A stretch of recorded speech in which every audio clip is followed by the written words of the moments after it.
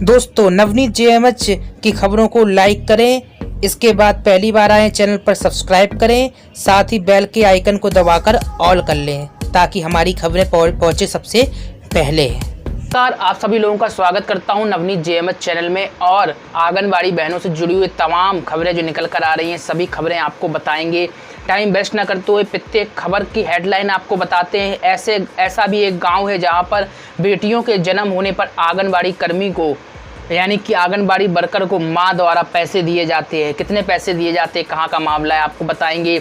चुनाव का बहिष्कार करने का ऐलान कर दिया है आंगनबाड़ी कर्मियों ने। आपको बता दें, देश भर में आंगनबाड़ी केंद्र शुरू करने की मांग को लेकर नोटिस दिया गया है। इस वक्त की एक बड़ी खबर है और आज की कहीं ना कहीं एक बड़ी खबर है।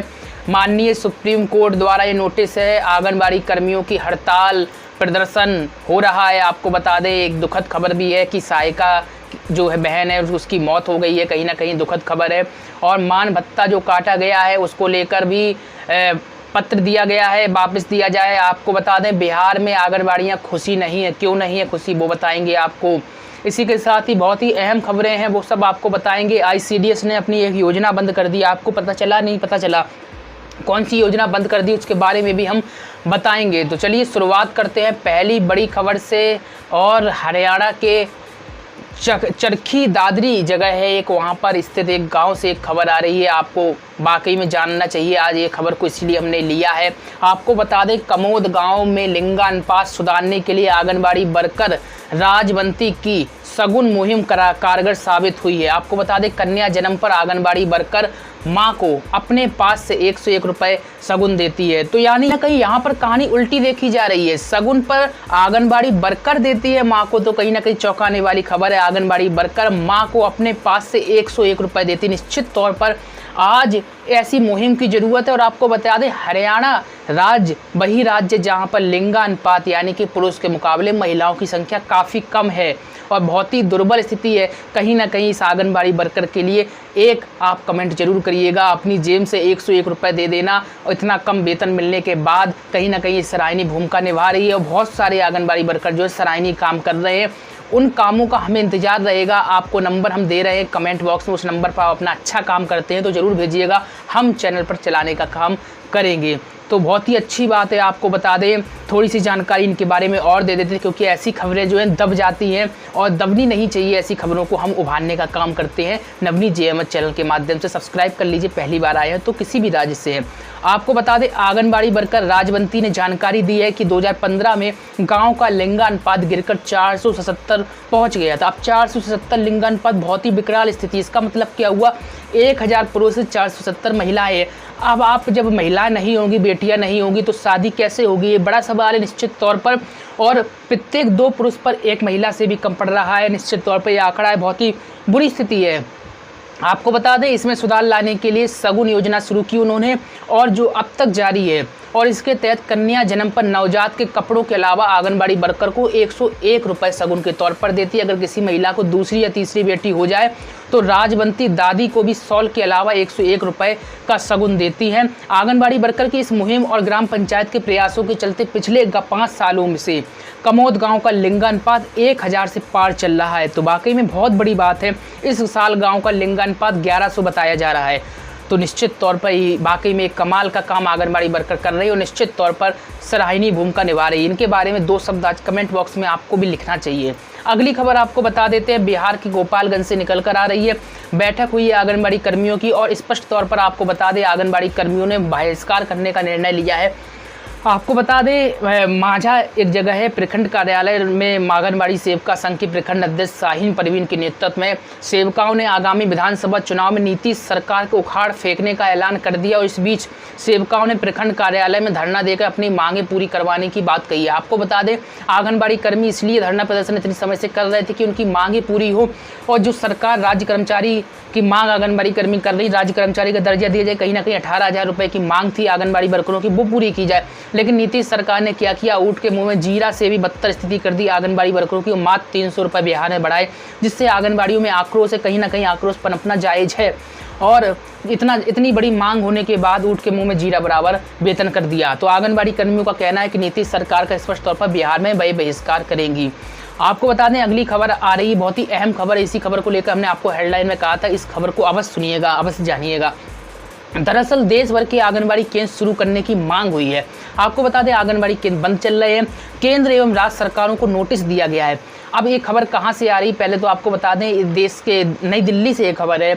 आपको बता दें देश का सर्वोच्च न्यायालय यानी कि सुप्रीम कोर्ट, माननीय सुप्रीम कोर्ट और बच्चों को और दुग्धपाल कराने वाली महिलाओं को यानी माँओं को पोषक आहार और स्वास्थ्य सेवा उपलब्ध करवाने की मांग पर सुनवाई करने के लिए तैयार हो गया है। सुप्रीम कोर्ट ने इस मामले पर सुनवाई करते हुए केंद्र और राज्य सरकार को नोटिस भी जारी किया है। तो बड़ी ही अहम खबर है। याचिका महाराष्ट्र की दीपिका जगतराम साहिनी ने दायर की है। आपको बता दें याचिकाकर्ता की ओर से वरिष्ठ वकील कालिन गोंजाल्वेस ने कहा कि कोरोना के चलते लगभग 14 लाख आंगनबाड़ी केंद्र इस समय बंद चल रहे हैं। बच्चों और माताओं को भोजन और स्वास्थ्य सहायता नहीं मिल पा रही है और इस वजह से बच्चों में भुखमरी और दूसरी समस्याएं पैदा हो रही हैं। स्तनपान कराने वाली महिलाओं को कोई सहायता नहीं मिल पा रही है। तो याचिकाकर्ता का यह कहना है और जिस पर याचिका में मांग की गई है कि देश भर में आंगनबाड़ी केंद्रों को शुरू करने के लिए दिशा निर्देश जारी किए जाएं। आंगनबाड़ी केंद्र काम करने वाली हेल्थ वर्करों और आशा वर्करों की हालत खराब है, उन्हें अपनी सैलरी के लिए सड़क पर उतरना पड़ रहा है। यहाँ पर एक बड़ा सवाल ये आता है कि जो याचिकाकर्ता होते हैं उन्हें आंगनबाड़ी वर्करों की चिंता कभी नहीं होती, कभी आंगनबाड़ी वर्करों के हित में कभी भी याचिका सुप्रीम कोर्ट में दायर नहीं करते। ऐसा क्यों? सिर्फ संगठन जो है उनके वही आगे आते हैं। कभी याचिकाकर्ता आंगनबाड़ी वर्करों की समस्याओं को भी देख लिया करें। विशेष अनुरोध रहेगा मेरे इस चैनल के माध्यम से, अगर कोई याचिकाकर्ता है, याचिका दायर करता है माननीय न्यायालय में, तो निश्चित तौर पर वो आंगनबाड़ियों के हितार्थ भी याचिका दायर किया करे, क्योंकि इन वर्करों को इतना कम मानदेय मिल रहा है और इनकी कोई सुनने वाला नहीं है। उत्तर प्रदेश में 62 साल में रिटायरमेंट किया जा रहा है, एक भी फूटी कौड़ी नहीं दी जा रही है। इसके बारे में ऐसे याचिकाकर्ता जो है अपील दाता कहाँ चले जाते हैं, बड़ा सवाल है। क्यों अपील नहीं करते हैं, क्यों न्यायालय की शरण नहीं खटखटाते हैं? निश्चित तौर पर जो एडवोकेट हैं, अधिवक्ता हैं, उनको चाहिए कि आंगनबाड़ी वर्करों के हितार्थ भी काम करें। विशेष तौर पर मैं अपील करूँगा क्योंकि आंगनबाड़ी वर्कर बहुत ही ज़मीनी स्तर पर काम कर रही हैं और उनके हक के लिए भी आज इन लोगों को आना चाहिए, ऐसे लोगों को आना चाहिए, बहुत ही ज़रूरत है। आपको बता दें आंगनबाड़ी कार्यकर्ताओं ने हुंकार भरी है गोरखपुर में। उत्तर प्रदेश के गोरखपुर से खबर है और गोरखपुर के सिद्धार्थ नगर से दरअसल ये खबर है। महिला आंगनबाड़ी कर्मचारी संघ की बैठक में संगठन को मजबूत बनाने के लिए अधिकाधिक सदस्यों को जोड़ने का डिसीजन यानी कि निर्णय लिया गया है। ज़्यादा से ज़्यादा सदस्य होंगे तो निश्चित तौर पर धरना प्रदर्शन में ज़्यादा भीड़ दिखेगी और सरकार पर दबाव बनाया जा सकेगा। यहाँ पर मैं एक बात और स्पष्ट करना चाहता हूँ कि अभी आपने देखा होगा कि युवाओं ने एक दिवसीय प्रधानमंत्री नरेंद्र मोदी का जब जन्मोत्सव था उस दिन बेरोजगारी दिवस मनाया और सरकार ने दूसरे दिन फैसला कर लिया कि उत्तर प्रदेश में संपदा नीति जैसा कुछ है ही नहीं। अब आप समझ सकते हैं कि संपदा नीति जैसा कुछ है ही नहीं। उत्तर प्रदेश के डिप्टी सीएम केशव प्रसाद मौर्य अपना बयान देते हैं कि संपदा नीति सिर्फ विपक्ष द्वारा फैलाया गया एक झूठ है, एक फरेब है, ऐसा कुछ नहीं हम करने जा रहे हैं। निश्चित तौर पर अगर ऐसा कुछ नहीं था तो इतने ज़्यादा युवा विरोध नहीं करते। कहीं ना कहीं सरकार झुक गई, लेकिन सरकार स्वीकार नहीं कर रही है। ऐसा ही आंगनबाड़ी वर्करों में एकता होनी चाहिए, ऐसा ही एकजुटता होनी चाहिए। क्या युवाओं ने बहुत ज़्यादा हड़कंप मचा, क्या तो युवाओं ने बहुत ज़्यादा तोड़फोड़ की? नहीं की, लेकिन युवाओं के प्रदर्शन के आगे सरकार बौनी साबित हो गई। तो आज आंगनबाड़ियों में भी एकजुटता होनी चाहिए थी और 62 साल के जो रिटायरमेंट हो रहा है इसका जमकर विरोध करना चाहिए। कहीं ना कहीं निश्चित तौर पर सरकार को दबाने का प्रयास करना चाहिए, सरकार की जो गलत नीतियाँ उनके विरुद्ध प्रदर्शन करना चाहिए। लेकिन 2, 4, 10, 100, 200, 500, 1000 से काम नहीं चलने वाला है। प्रदर्शन होना चाहिए एक ही समय पर, एक ही जगह पर, यानी कि अगर आप अलग अलग जनपद में रहते तो अलग अलग जनपदों में होना चाहिए प्रदर्शन। चाहे सरकार आर पार कुछ भी करने को तैयार हो, आर पार की लड़ाई आपको लड़ना ही होगा। क्योंकि बिहार में देखिएगा अभी तक प्रदर्शन चालू है। आंगनबाड़ियों का कहना है कि भाई हर तरीके से लड़ने को तैयार है, 300 रुपये वह एक्सेप्ट किसी भी कीमत पर नहीं करेंगी। आपको बता दें एक दुखद खबर और निकल कर आ रही है।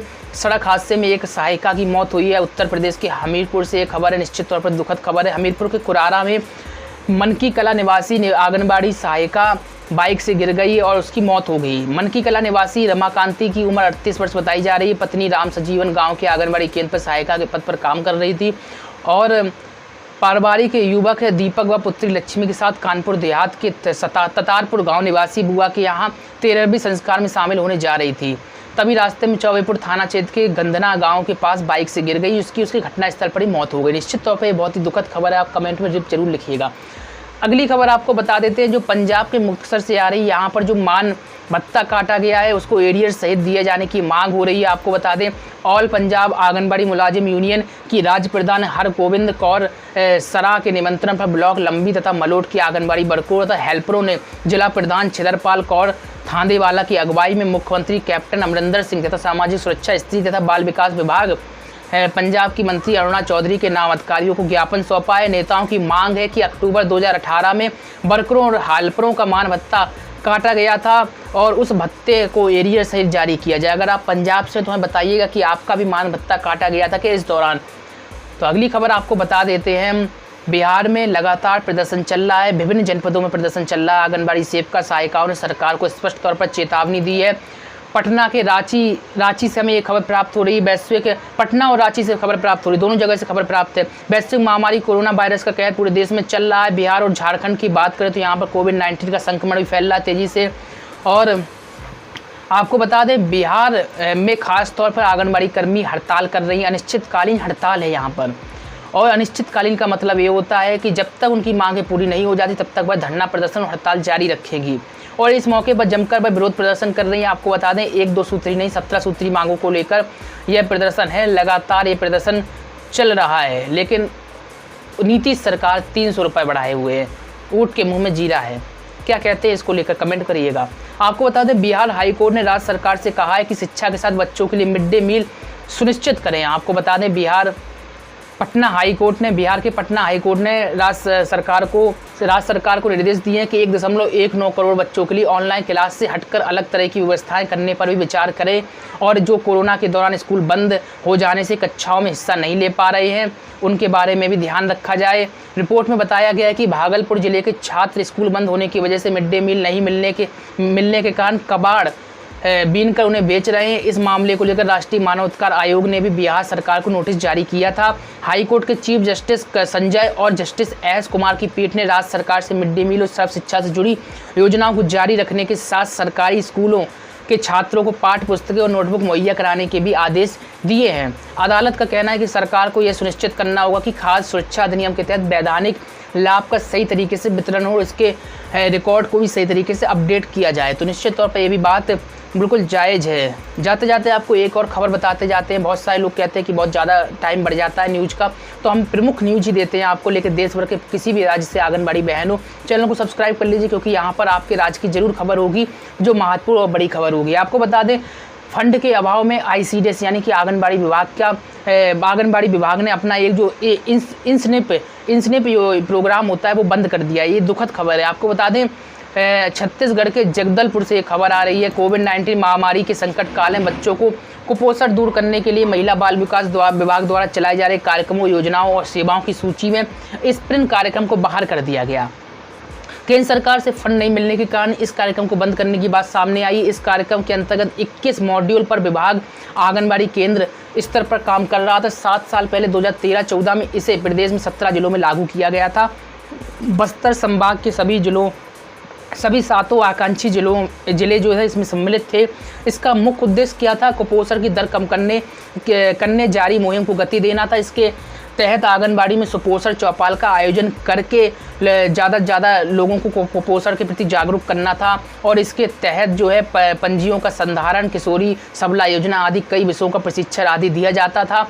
कॉलमी सर्विसेज नाम के NGO को प्रदेश में इसने कार्यक्रम के क्रियान्वयन की जिम्मेदारी बाल विकास विभाग द्वारा सौंपी गई थी। अब फंड का अभाव नहीं, इस कारण से इस योजना को बंद कर दिया गया। आपको बता दें, उत्तर प्रदेश में आंगनबाड़ी कर्मियों का मानदेय नहीं आ रहा है, अन्य राज्यों में भी आंगनबाड़ी कर्मियों का मानदेय नहीं आ रहा। आपको बता दें, फंड का यहाँ पर भी अभाव है और हर बार ऐसा होता है। 2-3 महीने में इनके पास मानदेय का रोस्टर खत्म हो जाता है, यानी कि बजट इनके पास खत्म हो जाता है। फिर आनंद फानन में बजट का इंतजाम किया जाता है, जिसके कारण से इनका कभी भी महीने पर मानदेय नहीं आता है। एक डेट डिसाइड नहीं है कि हाँ भाई 1 तारीख को, 15 तारीख को या 30 तारीख को इनका मानदेय आ जाए। इसी कारण से आंगनबाड़ी वर्कर परेशान रहती है और आज भी यही सवाल पूछ रही है कि आखिरकार मानदेय कब आएगा। उत्तर प्रदेश में 62 वर्ष में रिटायरमेंट हो रहा है, उसको लेकर भी आंगनबाड़ियाँ प्रदर्शन कर रही हैं, लेकिन सरकार के कानों में कुछ जू नहीं रेंग रहा। ये भी काफ़ी दुखद विषय है, इसको लेकर भी हम लगातार उठा रहे हैं। अगर कोई भी बहन आंगनबाड़ी कर्मी जो है 62 वर्ष में रिटायरमेंट हुई है, अपना दुख दर्द चैनल के माध्यम से शेयर करना चाहती है तो हमें अपनी वीडियो आप जरूर भेजिएगा। कमेंट बॉक्स में एक नंबर है जो व्हाट्सएप नंबर, इस पर कॉल मत करिएगा, सिर्फ व्हाट्सएप मैसेज करिएगा। अपनी वीडियो, अपना दुख दर्द आप हमें जरूर शेयर करिएगा। आपके दुख दर्द को हम चैनल के माध्यम से सरकार के नुमाइंदों तक पहुँचाने की कोशिश करेंगे और बताएंगे कि आखिरकार आंगनबाड़ियों का दुख दर्द क्या है। वास्तव में 62 साल में रिटायरमेंट आप कर देते, उसके बाद इनकी स्थिति कैसी हो जाती है, क्यों नहीं सुन रहे हैं आप। कम से कम 5 या 10 लाख की राशि देने के साथ रिटायरमेंट करना चाहिए। और कितने लोग सहमति व्यक्त कर रहे हैं इसको लेकर, कमेंट में बताइएगा। मिलते हैं आपसे नई और लेटेस्ट अपडेट फिर से। नमस्कार।